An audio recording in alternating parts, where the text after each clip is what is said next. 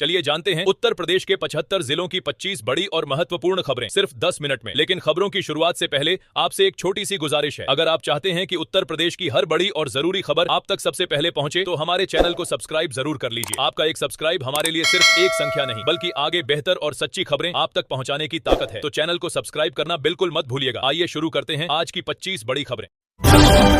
उत्तर प्रदेश ने हरियाली अभियान में नया रिकॉर्ड बनाया है। एक पेड़ मां के नाम अभियान के तहत एक दिन में 35 करोड़ से अधिक पौधे लगाए गए, जिन्हें सुरक्षित रखने पर भी जोर दिया जाएगा। मतदाता सूची के विशेष पुनरीक्षण में तैनात बीएलओ और सुपरवाइजरों को 6,000 रुपए का एक मुश्त मानदेय मिलेगा। निर्वाचन कार्यालय ने इस फैसले को लागू करने के लिए सभी जिलों को जरूरी निर्देश जारी कर दिए हैं। गोरखपुर के आयुष विश्वविद्यालय में नए बालक और बालिका छात्रावास शुरू हो गए हैं। मुख्यमंत्री योगी आदित्यनाथ ने सुविधाओं का निरीक्षण किया और विद्यार्थियों से पढ़ाई तथा विश्वविद्यालय की व्यवस्थाओं को लेकर बातचीत की।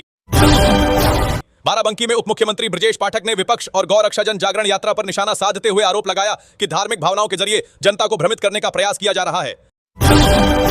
आजमगढ़ में प्रशासन ने न्यायालय के आदेश पर केसी राय की करीब 1 करोड़ रुपए की अचल संपत्ति कुर्क कर ली। अधिकारियों ने कहा कि अवैध गतिविधियों से जुड़ी संपत्तियों पर कार्रवाई आगे भी जारी रहेगी। मुख्यमंत्री योगी आदित्यनाथ ने सपा और कांग्रेस पर सांस्कृतिक मुद्दों को लेकर हमला बोला। उन्होंने दोनों दलों पर जाति के आधार पर समाज को बांटने और प्रदेश के विकास में बाधा डालने का आरोप लगाया। यूपी के सरकारी और सहायता प्राप्त पॉलिटेक्निक संस्थानों में दूसरे चरण का सीट आवंटन शुरू हो गया है। करीब 9,000 सीटों के लिए 27,000 से अधिक अभ्यर्थियों ने अपनी दावेदारी पेश की है।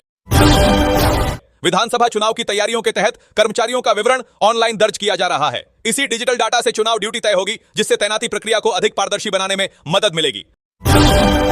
राज्य ग्रामीण आजीविका मिशन के जरिए करीब 1 करोड़ ग्रामीण महिलाएं स्वयं सहायता समूहों से जुड़ी हैं। स्वरोजगार और छोटे व्यवसायों के माध्यम से वे परिवार की आमदनी बढ़ाकर आत्मनिर्भर बन रही हैं।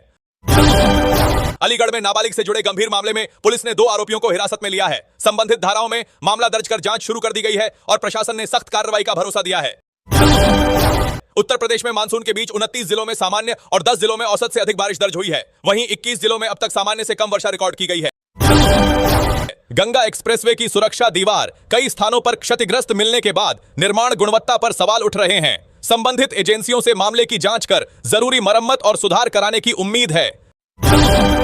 सावन में कांवड़ यात्रा को देखते हुए कई मार्गों पर ट्रैफिक व्यवस्था बदलेगी। वहीं ग्रेटर नोएडा वेस्ट में करीब 900 करोड़ रुपए से प्रदेश की पहली डबल डेकर एलिवेटेड रोड बनाई जाएगी। ग्रामीण विद्यार्थियों के लिए 32 जिलों की 11,350 ग्राम पंचायतों में डिजिटल लाइब्रेरी तैयार की गई है। यहां प्रतियोगी परीक्षाओं की तैयारी के लिए ई बुक, वीडियो लेक्चर और हजारों अध्ययन सामग्री उपलब्ध होंगी। विधानसभा चुनाव 2027 से पहले भाजपा बूथ स्तर पर संगठन मजबूत करेगी। पार्टी अपने प्राथमिक सदस्यों की क्षेत्रवार सूची तैयार कर उनके माध्यम से घर घर संपर्क अभियान चलाने की योजना बना रही है। कानपुर में एक महिला और पुरुष की संदिग्ध परिस्थितियों में मृत्यु का मामला सामने आया है। पुलिस उपलब्ध साक्ष्यों की जांच कर रही है और आवश्यक रिपोर्ट के बाद घटना का वास्तविक कारण स्पष्ट होगा। उत्तर प्रदेश सरकार ने बड़ा प्रशासनिक फेरबदल करते हुए 182 पीसीएस अधिकारियों का स्थानांतरण किया है। इनमें विभिन्न जिलों में तैनात कई एसडीएम शामिल हैं, जिन्हें शासन ने नई जिम्मेदारियां सौंपी हैं। काशी विश्वनाथ और ज्ञानवापी से जुड़े विवाद में बातचीत के जरिए समाधान तलाशने की पहल हुई है। दोनों पक्षों के वादियों और अधिवक्ताओं की बैठक में आपसी सहमति की संभावनाओं पर चर्चा की जाएगी। प्रदेश के सभी जिलों में रोजगार मेलों के जरिए युवाओं को कंपनियों से जोड़ा जाएगा। क्यूआर कोड से पंजीकरण होगा और योग्यता के आधार पर रोजगार उपलब्ध कराने का प्रयास किया जाएगा। अनियमितता और आय से अधिक संपत्ति से जुड़े लंबित मामलों में सरकार जांच तेज करने की तैयारी कर रही है। पर्याप्त प्रमाण मिलने पर संबंधित अधिकारियों के खिलाफ नियमानुसार कानूनी कार्रवाई की जाएगी।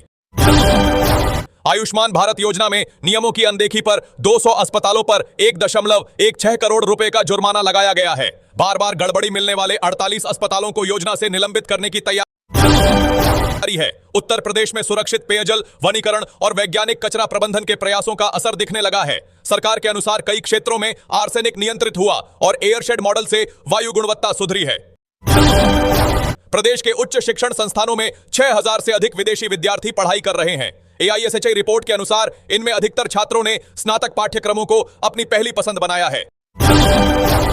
मेरठ में प्रदर्शन के दौरान पुलिस से जुड़े विवाद की वीडियो जांच की जा रही है। अधिकारियों ने सोशल मीडिया और घटनास्थल की रिकॉर्डिंग के आधार पर कुछ संदिग्धों की पहचान कर आगे की कार्रवाई शुरू की है।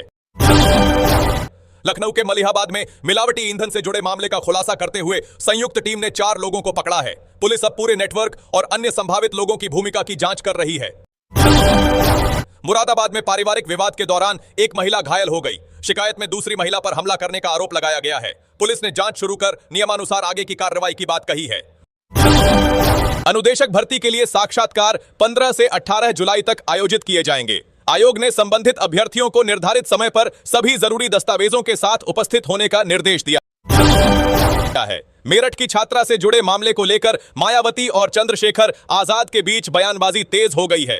इस सियासी विवाद के बीच आगामी चुनावी समीकरणों को लेकर चर्चाएं भी बढ़ गई हैं।